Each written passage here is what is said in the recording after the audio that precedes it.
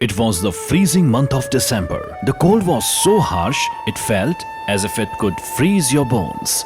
Dark clouds hung heavily in the sky, just like the dark fate that awaited Madhav. Years ago, when he was still a young man, Madhav had gone to the village moneylender Munshi Girdhari to borrow money for his seriously ill son. But he had no idea he was walking straight into a trap that would ruin his life. My son is very weak. He needs an operation. And I need 20,000 rupees, sir. Don't worry, Madhav. Helping people is what I do. It's a big amount though. You'll have to leave something as security.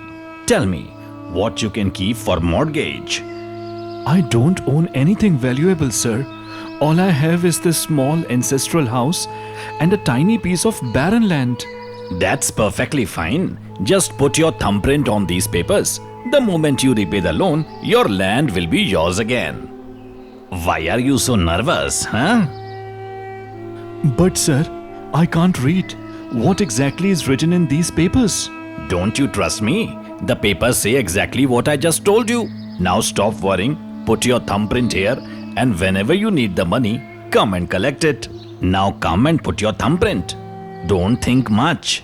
Believing the moneylender to be an honest man, Madhav placed his thumbprint on several stamp papers, some blank and some already filled with legal writing.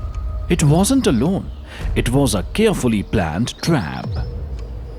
One more thing, Madhav. Since you are going towards the marketplace, bring me 2 betel leaves with extra cardamom from the pan shop. Now go. Sure, sir. Madhav quietly walked away. It takes a lot of patience to trap poor people like him, but it's worth it. Another piece of land for almost nothing. Winter had arrived once again in the small village of Radhapur. The icy winds cut through the air like sharp knives. On one corner of the village stood Madhav's old, worn-out Pani Puri cart. Time had taken almost everything from him. Looks like even the blood inside my body had frozen today. I have earned only 20 rupees since morning. If I can't buy flour and cooking oil today, Sunita won't even let me enter the house. Just then, a villager passed. Hey Ramesh brother, come have some hot and spicy pani puri. The spicy water will warm you up in this freezing weather. Get lost! Who eats roadside pani puri in this weather?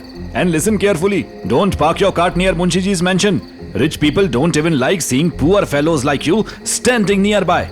Talking about warming people up. Huh, what a joke. After insulting Madhav, Ramesh walked away laughing. With a heavy heart, Madhav quietly pushed his cart back toward home. A small mud house. Cold wind slips through the cracks in the roof. The fire in the clay stove is almost out. Madhav enters the house empty-handed. Sunita is sitting beside the stove. Hey, Papa, you're home. Papa, the village fair has started. Please take me there. All my friends have already been twice. I want to go too. Of course, my little prince. We'll go very soon. We'll enjoy every ride together. Gagan, be quiet. Let me talk to your father first. So, the great man is finally home. Did you bring any money today? Sunita, it's really cold outside. No one comes out actually. Excuses? That's all you ever have. Look at Suresh from next door. He went to the city, worked hard, and even bought his wife a brand new sari. And then there's you, our so-called honest Pani Puri seller. Keep chanting about honesty while your family starves. Tell me, what has your honesty ever given us? We can't even afford 2 proper meals a day. I really tried today, Sunita, but that moneylender... Enough. Don't even mention that man's name. This happened because of your stupidity. You kept saying Munshiji is like family. And what did he do? He took away our land. You are a coward, Madhav. A defeated man. I'm still fighting, Sunita. Please try to understand my situation. One day I'll get our land back, I promise. When? After we all die of hunger. Just then, thunder roared across the sky. Within moments, heavy rain began pouring down. Gagan and I am freezing every single day. We don't even have enough money to buy warm clothes. Is this the life you married me for? I can't live in this hell anymore. Tomorrow morning I am going back to my parents' house and I am taking Gagan with me. Don't even try to stop us or coming looking for us later.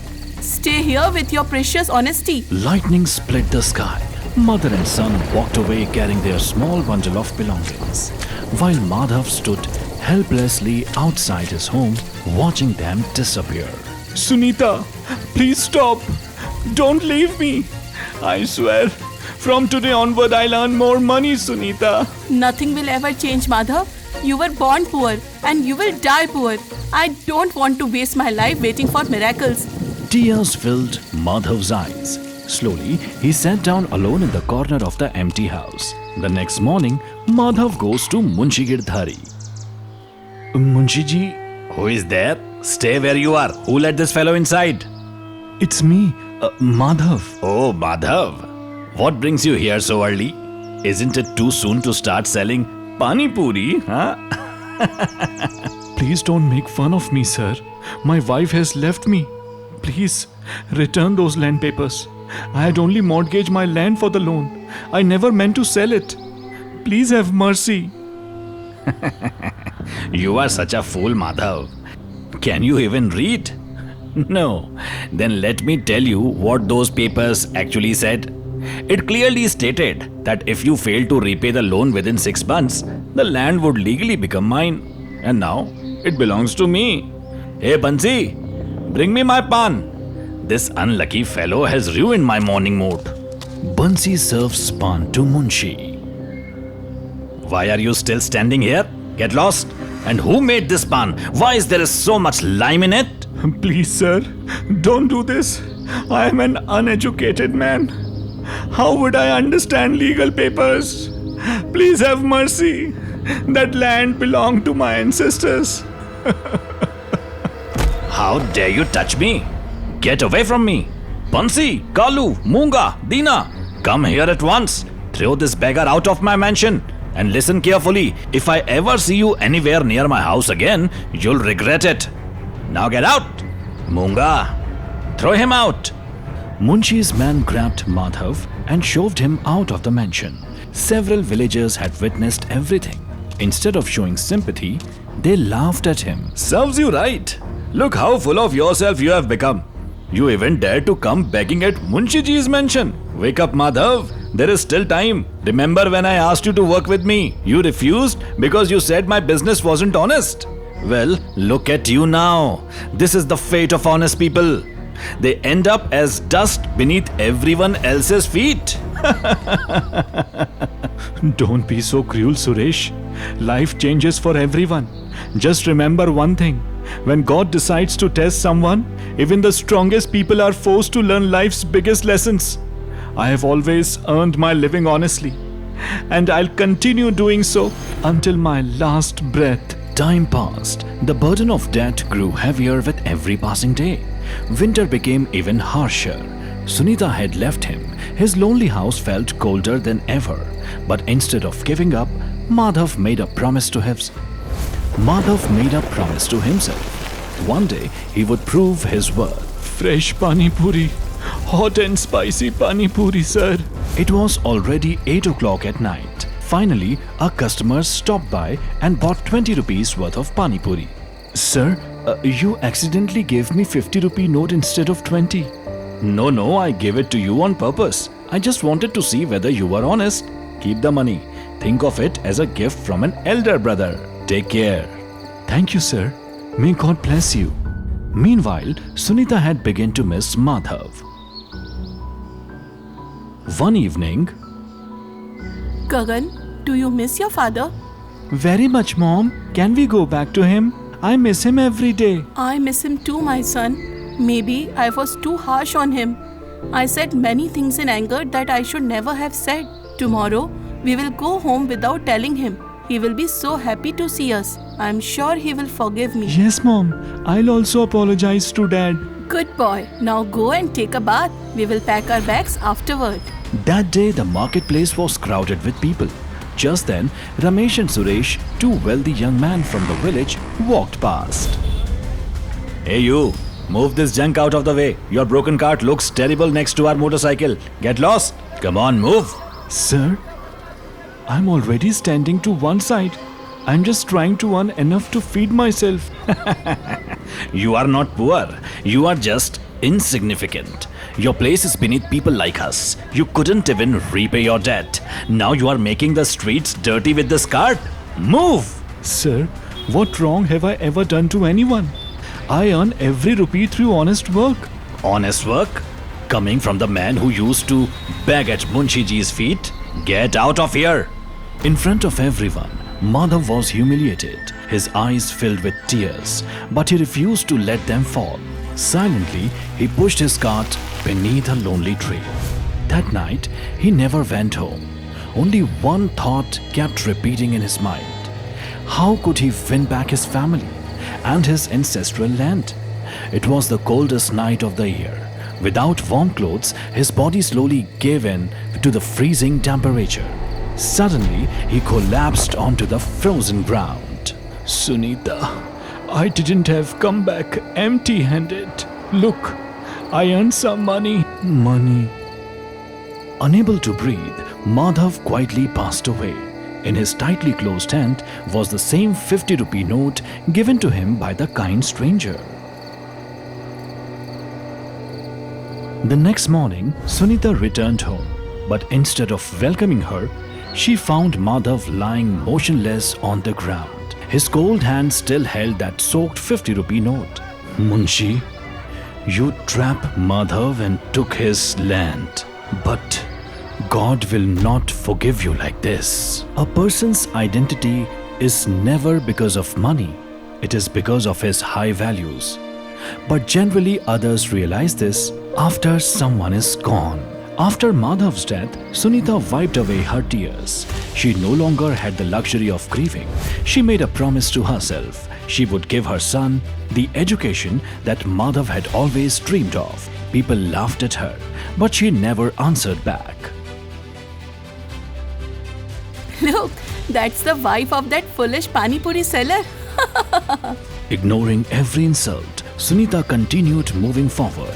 She admitted Gagan into a good school. Mom, I will not spare Munshi. No, my son, revenge never makes anyone great, become so successful that people like Munshi Girdhari become insignificant in front of you. 25 years passed. Munshi Girdhari had grown old, but his greed had only grown stronger. One day, the entire village burst with exciting news. A major real estate company from the city wanted to lease village land. 4 times the price. If I lease all my land to this company, I'll become a billionaire. Without wasting a moment, Munshi called the company's office and fixed a meeting. The very next morning, their property agent arrived at his mansion. Greetings, Munshi-ji. It took quite some effort to find your house. Here is the agreement. If the project gets approved, you'll receive 100 crore rupees. There are just a few legal formalities we need to complete first. I hope you have your paperwork ready. Yes, I understand all that. Finish the formalities quickly. Let's get this project started. Very well. As a security requirement, you'll need to sign a power of attorney transferring authority over all your properties to our company. It's just a routine formality. Power of attorney? Fine. Do whatever paperwork you need. Just make sure you write my bank account number correctly. I want every rupee transferred straight into my account. And now tell me, where do I sign? Without reading a single page, Munshi signed every document. He had forgotten that 25 years earlier, he had trapped Madhav in exactly the same way.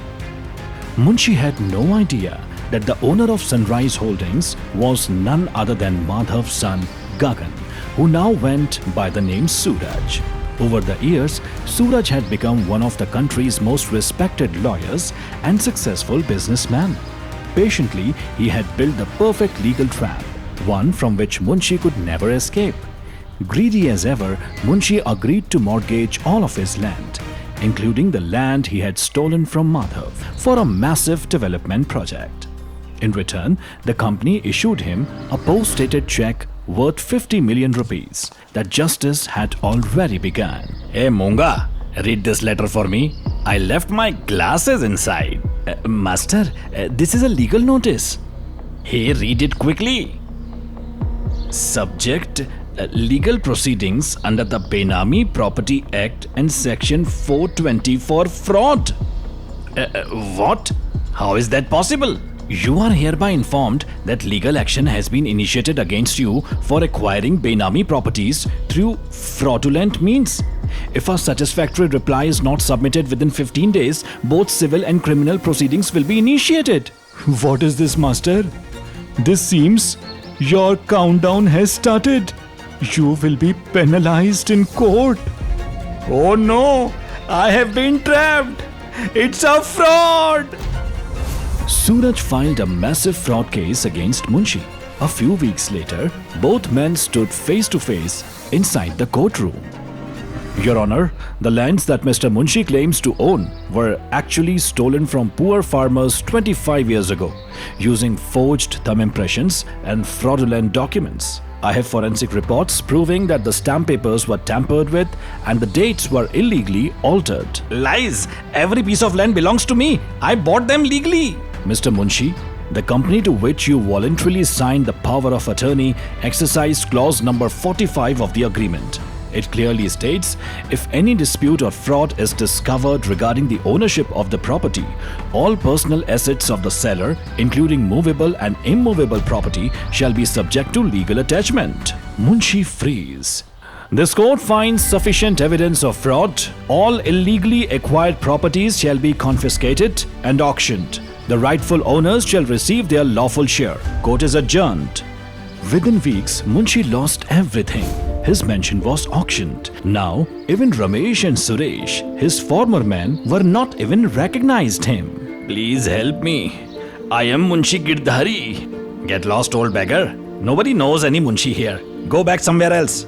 You are exploiting the poor. Now, this is your fate. Get lost. Just then, a long black luxury car stopped beside the road. Suraj stepped out, followed by his mother Sunita. You are Madhav's son, aren't you? Yes, Munshi ji. Today you are standing at the very place where my father breathed his last. Sunita's eyes filled with rage. She grabbed a wooden stick lying nearby. You took my husband away from me. Today I won't spare you. Suraj quickly rushed forward and held her hand. Suraj, let me go. Today I'll finish this once and for all. No, mother. If we become like him, then what difference will remain between us and him? Suraj gently helped the trembling old man to his feet. He removed his own shawl and wrapped it around Munshi's shivering shoulders. Then he gave him that old 50-rupee note. I have lost not to your power, but to your kindness.